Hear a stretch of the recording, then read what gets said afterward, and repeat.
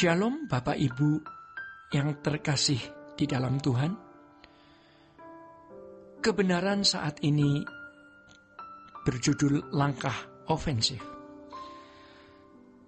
Saudara-saudara, kalau kita terus bertumbuh dalam hubungan dengan Tuhan, maka kita dapat memiliki langkah-langkah ofensif. Maksudnya adalah langkah-langkah aktif. Seperti langkah-langkah menyerang. Bukan dalam arti yang negatif ya, tetapi dalam arti positif.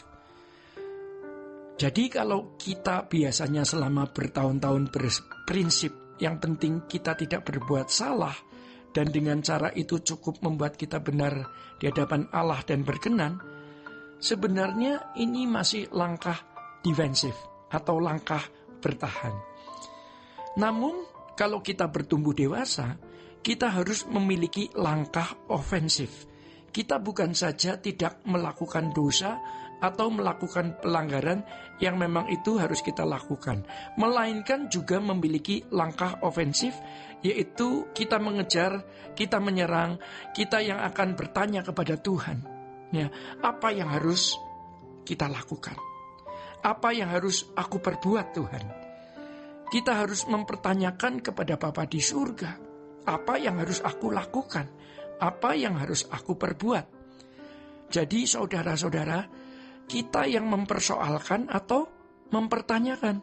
Jelas kita sudah tidak boleh berbuat salah lagi. Jelas itu tidak boleh, tetapi kita bukan hanya tidak berbuat salah, melainkan kita juga sungguh-sungguh mau mencari apa yang Tuhan kehendaki, apa yang Tuhan mau kita lakukan. Saudara-saudara, langkah ofensif kita harus disertai dengan tekad kita untuk melakukan, ya, untuk kita tidak melakukan. Ya. Langkah ofensif kita harus disertai dengan tekad kita untuk tidak melakukan kesalahan lagi yang mungkin bisa kita perbuat. Kita akan berani berkata, aku berjanji Tuhan untuk hidup suci. Aku berjanji Tuhan untuk tidak menyentuh apapun yang bisa mendukakan hatimu. Saudara-saudara, sejujurnya kita sering takut mengucapkan janji-janji seperti itu. Karena kita takut berbuat dosa, lalu kita akan dikutuk karena sudah janji. Jadi lebih baik kita tidak janji, sehingga kalau berbuat salah tidak apa-apa karena tidak janji, lalu minta ampun. Jadi rasanya tidak terlalu besar kesalahan yang dilakukan karena tidak ada janji. Saudara-saudara yang dikasihi Tuhan, kesalahan itu tetaplah kesalahan. Nilai kesalahan itu tetap sama. Kalau kita berani berjanji, berkomitmen, bernasar, dan bertekad di hadapan Allah untuk hidup suci, memang bukan berarti kita lalu tidak pernah salah. Bisa salah juga, bukan tidak mungkin. Tetapi kita tidak pernah menolerir kesalahan itu. Kita tidak bermaksud melakukan kesalahan itu. Saudara-saudara, dengan ikrar ya, dan janji itu kita menjaga hidup kita dari menit ke menit, dari jam ke jam, dari hari ke hari untuk hidup lebih benar. Dan itu bisa memberikan kita kekuatan dan potensi untuk hidup, untuk lebih tidak melakukan sesuatu kesalahan. Ya. Dengan tekad atau janji dan nasar itu, maka ketika ada kesempatan berbuat salah, kita diingatkan bahwa kita sudah berjanji tidak melakukan kesalahan. Maka ketika ada kemarahan, ketika ada dendam, ketika ada kebencian mau meluap, kita berani berkata, aku sudah berjanji. Dan ternyata itu sangat efektif untuk membawa kita menjadi lebih berkenan di hadapan Tuhan. Itu adalah langkah ofensif kita. Ya, kita berani bertekad, berani berjanji, berani bernasar. Lalu kita berusaha untuk mencari apa yang dapat menyenangkan Tuhan. Jadi saudara-saudara, Setiap menit yang kita jalani menjadi menit yang berharga.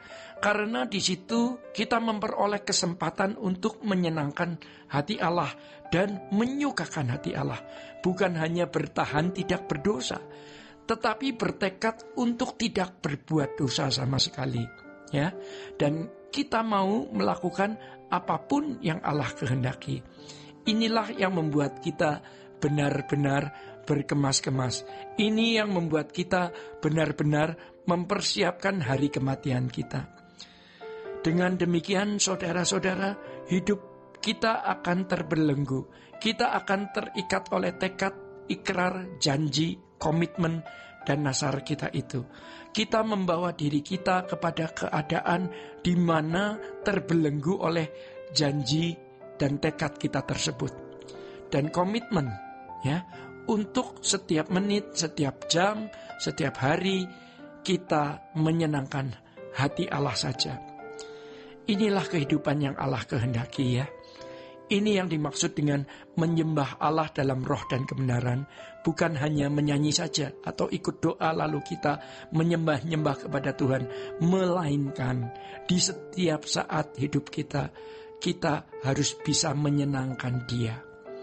Ya, itulah lagu, pujian, dan penyembahan kita. Kehidupan seperti ini adalah kehidupan yang akan berlanjut nanti di kekekalan. Saudara-saudara, kita akan bisa mengalami hal-hal yang luar biasa. Setiap kali kita berbuat salah, kita bukan hanya minta ampun, tetapi kita bertekad untuk tidak mengulangi lagi kesalahan itu. Bahkan kesalahan yang tidak pernah atau belum pernah kita lakukan, juga kita tekadkannya untuk tidak kita lakukan. Oleh sebab itu, tentu kita harus memiliki keberanian di dalam hal ini. Ya, ingat, kalau tidak demikian kita mau apa dalam hidup ini?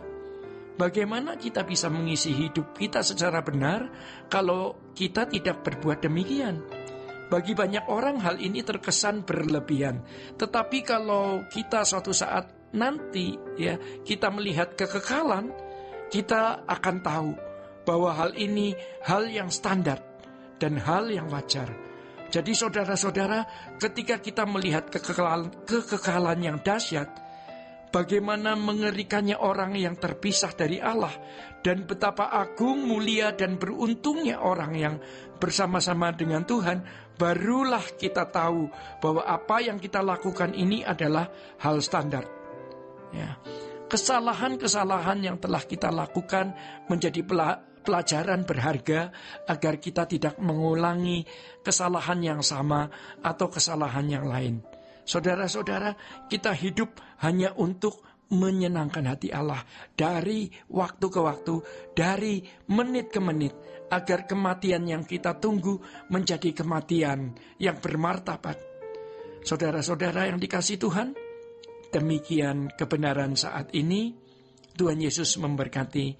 Sola Gracia.